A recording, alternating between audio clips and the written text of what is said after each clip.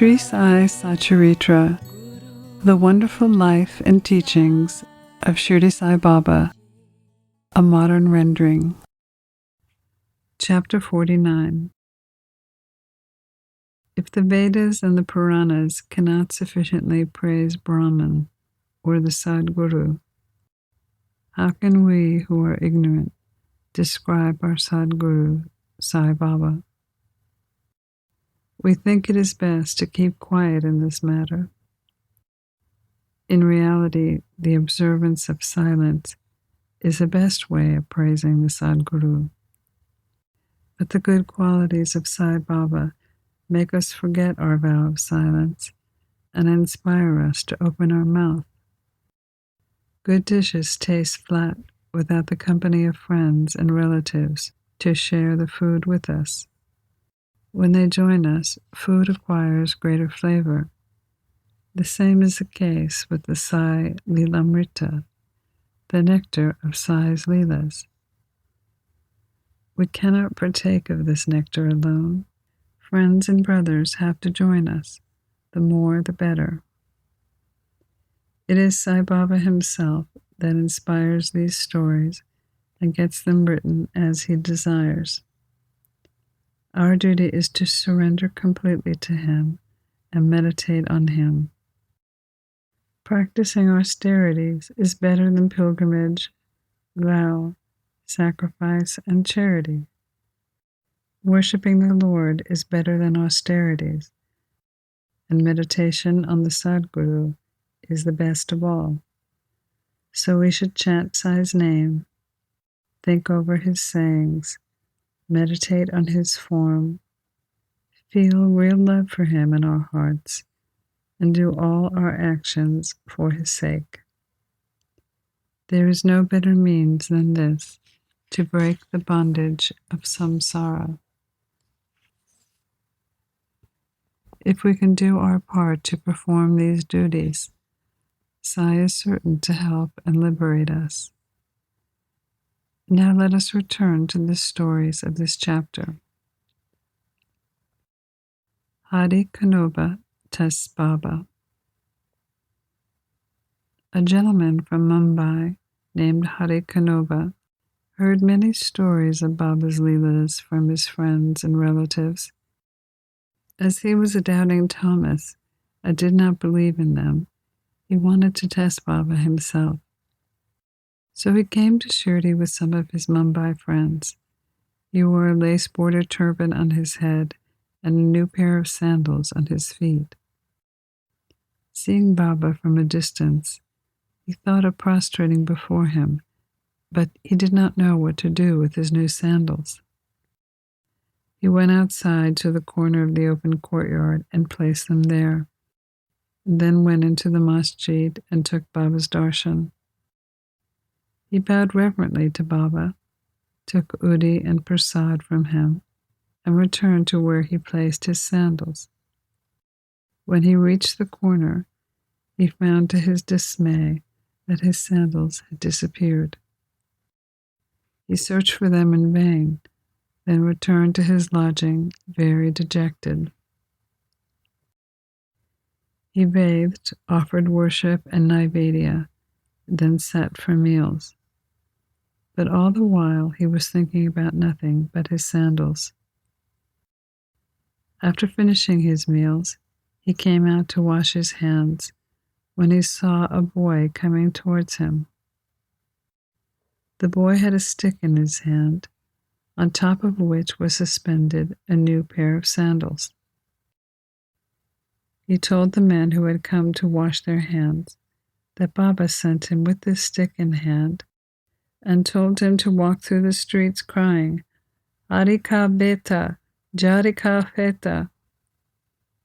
Baba told him, if anyone claims these sandals, first be sure that his name is Hari, that he is the son of Kanoba, and that he is wearing a lace-bordered turban. Then give it to him. Hearing this, Hari Kanoba was happily surprised. He went to the boy and claimed the sandals as his own. He told him that his name was Hari, and that he was the son of Ka, and showed him his lace-bordered turban. The boy was satisfied and returned the sandals to him. Hari Kanoba thought that as his lace-bordered turban was visible to all, Baba might have seen it. But how could he know his name was Hari, and that he was the son of Kanoba, as this was his first trip to Shirdi? He came to Shirdi with the sole object of testing Baba, and with no other motive. He came to know through this incident that Baba was a great Satpurusha. He had gotten what he wanted and returned home very happy. Somadeva Swami tests Baba. Now hear the story of another man who came to test Baba.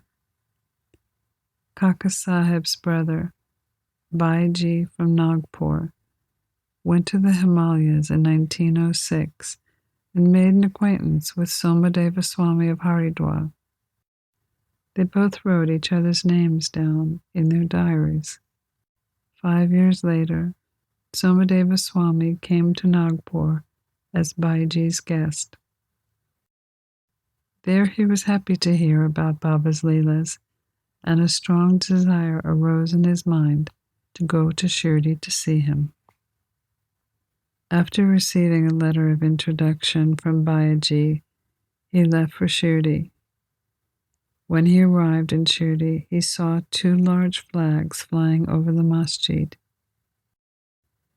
Generally, we see that saints have different behavior, modes of living, and outer paraphernalia.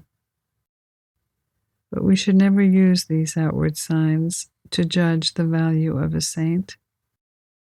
But with Somadeva Swami it was different. As soon as he saw the flags flying, he thought, why should a saint take a liking for flags?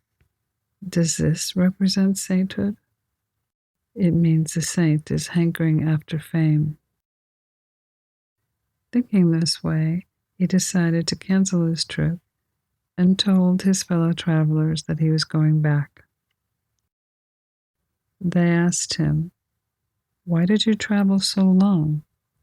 If your mind gets restless by the sight of flags, how much more agitated will you become on seeing the small carriage, the palanquin, the horse, and all the other paraphernalia? The Swami even became more confounded and said, I have not seen sadhus with horses, palanquins, and tom-toms. It is better for me to return than see such sadhus. Saying this, he started to leave. His fellow travelers pressed him not to go. Instead, they asked him to stop his crooked way of thinking and told him that Baba did not care a bit for flags and other paraphernalia or for fame.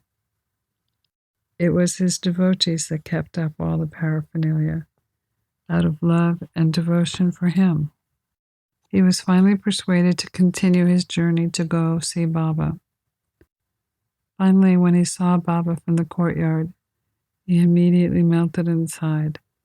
His eyes became full of tears, his throat choked, and all his evil and crooked thoughts vanished.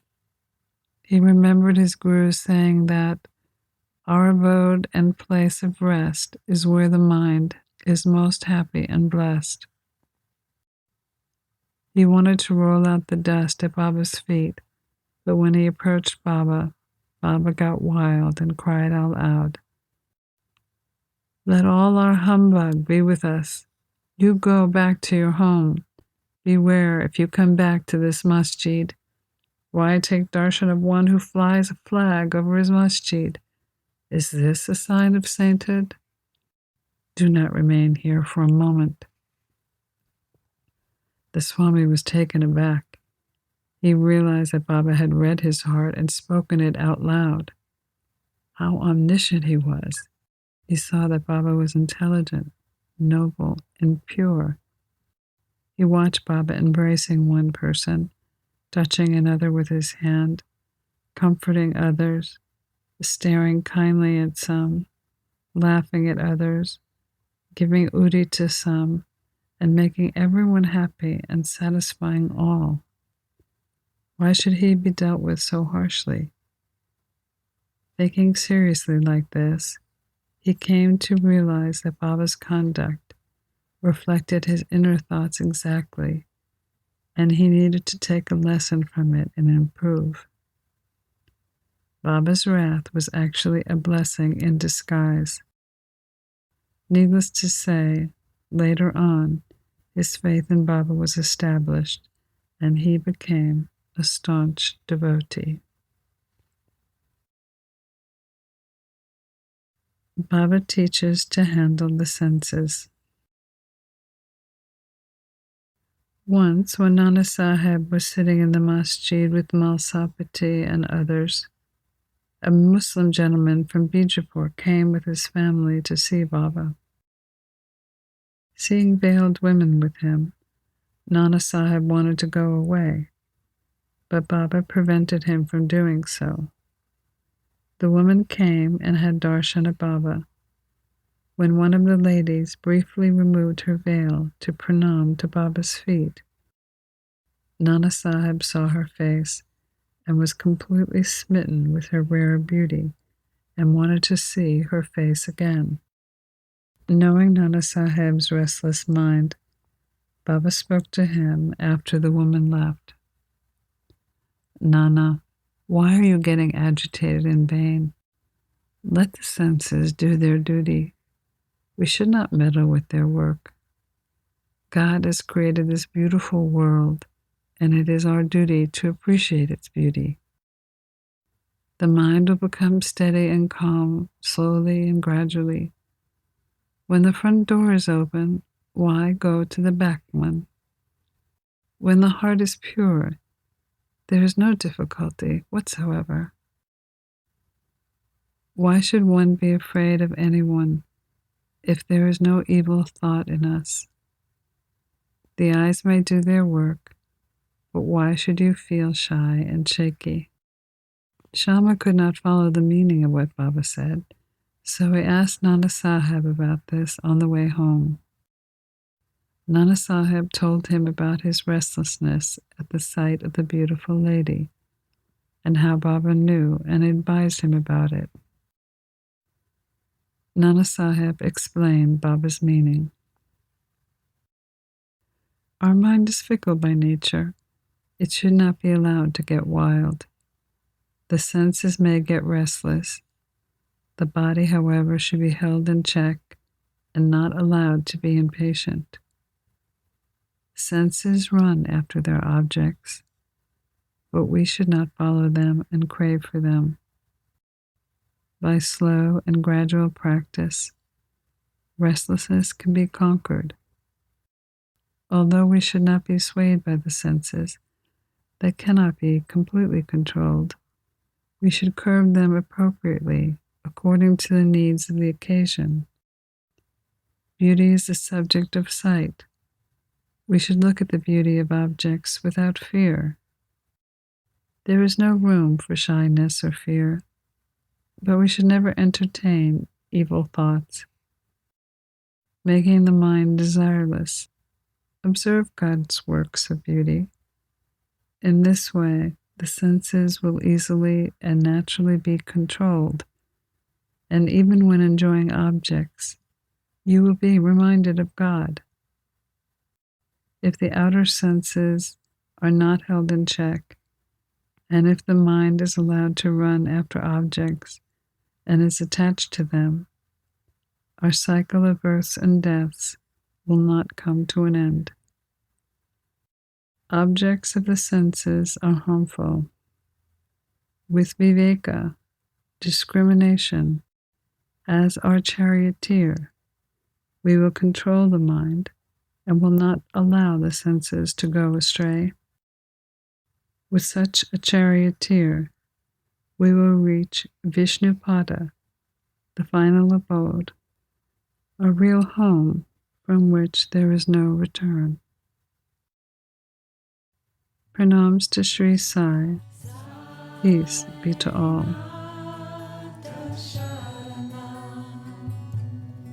You've been listening to a modern rendering of Hemadpant's The Sri Sai Satcharitra, the wonderful life and teachings of Shirdi Sai Baba, edited and narrated by Monika Penukonda.